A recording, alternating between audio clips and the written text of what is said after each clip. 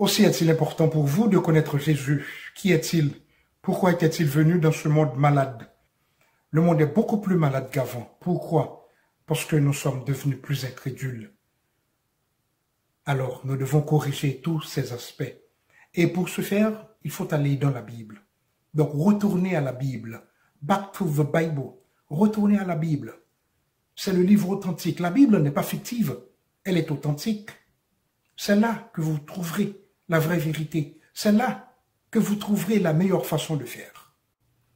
Alors, mon ami, il est important de savoir pourquoi Jésus était venu dans ce monde, de connaître Dieu et de savoir exactement comment aller vers lui. Alors, mon ami, voyez-vous combien il est important de connaître Dieu, de connaître le Christ, de savoir pourquoi il était venu dans ce monde et qui il est. Si nous connaissons Christ, nous connaissons Dieu. Mais si nous connaissons Dieu, cela veut dire que nous pouvons aussi savoir qui nous sommes et où allons-nous, d'où venons-nous d'abord et où allons-nous. Vous savez, dans la Bible, il est écrit que seul le malade a besoin de médecins. Donc, nous sommes considérés comme des malades. Nous qui n'avons pas Christ dans notre vie, nous sommes bien sûr considérés comme des malades. Et le malade a besoin de médecins, n'est-ce pas? Donc, dans notre condition, le médecin dont nous avons besoin est Christ. Il est le seul à pouvoir nous aider à nous en sortir des péripéties que provoque le péché. Donc, en Luc 5, les versets 27 à 39, nous lisons cet événement. Nous lisons justement l'événement, n'est-ce pas, donc, où Jésus-Christ eut à dire que seul le malade a besoin de médecins. Eh bien, vous savez, en parlant de cela, c'était un miracle de la grâce du Christ que d'appeler un publicain à être un disciple. C'était aussi un miracle de sa grâce que cet appel ait été efficace. C'était un miracle de sa grâce qu'il soit venu appeler les pécheurs à la repentance et leur assurer le pardon.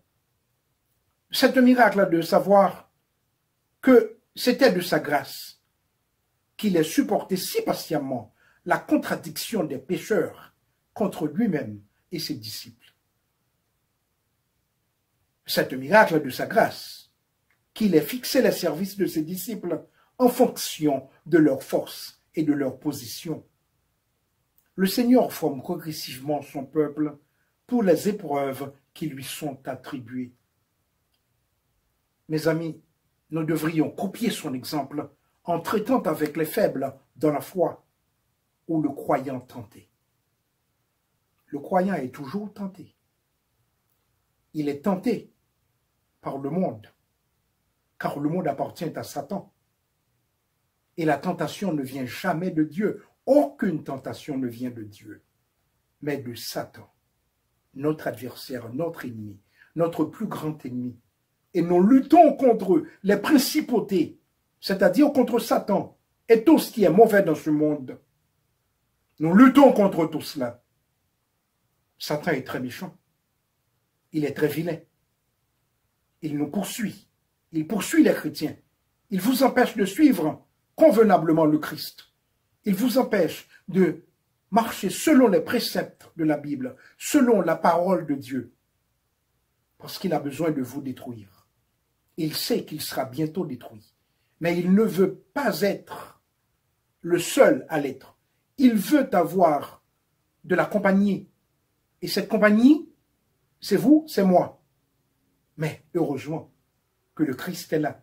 Heureusement que le Christ nous a ouvert la porte. La porte, bien sûr. La porte du ciel nous a été ouverte. C'est l'une des raisons pour lesquelles Christ a subi la mort sur la croix. C'est l'une des raisons pour lesquelles il a subi tous les méfaits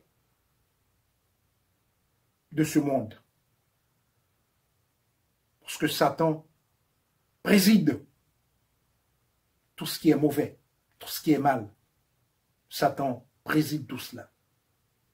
Donc, le choix est à vous maintenant. Parce que vous savez que le Christ existe. Vous savez qu'une vie éternelle existe. Vous savez que vous n'êtes pas de ce monde. Vous ne devriez pas être de ce monde. Vous êtes d'en haut, comme le Christ. Car qu'est-ce qu'il a dit? Je vais vous préparer une place, afin que là où je sois, vous y soyez aussi. Afin que là où je sois, vous y soyez aussi. C'est ce que le Christ a dit dans sa parole. Lorsque vous lisez Jean 14, verset 1er et suivant, donc l'espoir, l'espérance alors est là. La vérité y est. Donc votre place n'est pas dans ce monde. Vous êtes passagers. Vous êtes des pèlerins. Vous êtes des pèlerins en marche vers le Seigneur. Il faut tenir compte de cela. Il faut prendre tout cela en compte. Il faut aussi prendre en compte les méfaits de ce monde, les méfaits de tous les malfrats dirigés par Satan. La vie est importante. Pas la vie d'ici-bas, mais la vie. La vie que vous devez avoir en vous. La vie que Christ met dans le chrétien. La vie que Christ met au service du chrétien. La vie, Christ est la vie. Je suis la vérité et la vie. Je suis le chemin et la vie. Et ma parole est vérité. Je suis le chemin, la vérité et la vie. Christ est la parole. Il a tout créé par la parole. Que la lumière soit et la lumière fut.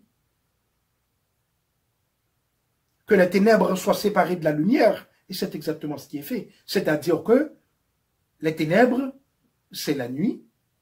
Et la lumière, c'est le jour.